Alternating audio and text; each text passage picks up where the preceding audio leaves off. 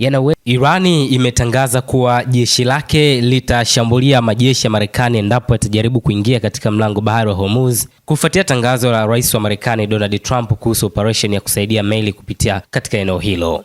Kwa mujibu wa taarifa ya jeshi la Irani kupitia kituo cha utangazaji cha taifa RIIB, mkuu wa kamandi ya kijeshi amesema kuwa Irani itashambulia kikosi chochote cha kijeshi cha kigeni kitakachojaribu au kuingia katika mlango huo, hasa majeshi ya Marekani ambayo ameyaita ya uchokozi.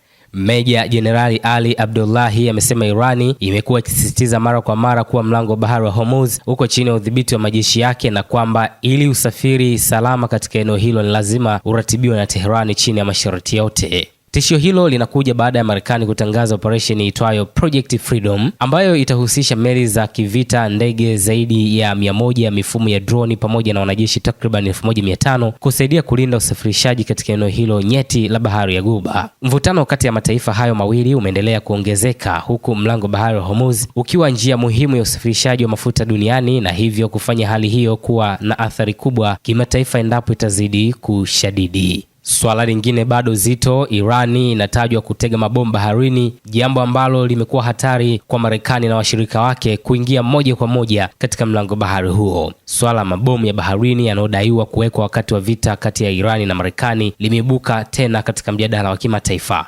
Rais wa Marekani Donald Trump amewahi kunukuliwa akiagiza jeshi la wanamaji la Marekani kuharibu mara moja boti zozote za Irani zitakazobainika kuweka mabomu katika mlango huo. Takriban 20% ya mafuta na gesi ya kimiminika duniani hupita kupitia mlango wa bahari wa Hormuz, huku Irani ikitajwa kudhibiti kwa kiasi kikubwa. Wakati huo Marekani imekuwa ikisisitiza kuwa inaweza kufungua mlango huo kwa kutumia nguvu za kijeshi na kuondoa mabomu hayo ya baharini yanayodaiwa kuwekwa. Aidha, mabomu ya baharini ni vifaa vya kulipuka vinavyowekwa chini ya maji kwa lengo la kuharibu manowari na meli. Hutumika kuzuia meli za adui kuingia katika eneo fulani la bahari au kuzikwamisha. Teknolojia hii ni ya zamani, ikiwa ilianza kutumika na China katika karne ya 14 dhidi ya maharamia. Matumizi yake ya kwanza Marekani yalikuwa wakati wa mapinduzi ya Marekani, ambapo mapipa yaliyojazwa baruti yalielea baharini na kulipuka yalipogongana na meli. Tangu wakati huo mabomu ya baharini yametumika karibu kila vita vya majini duniani, ikiwemo vita vya kwanza na vya pili vya dunia, vita vya Korea, Falklands na vita vya Ghuba.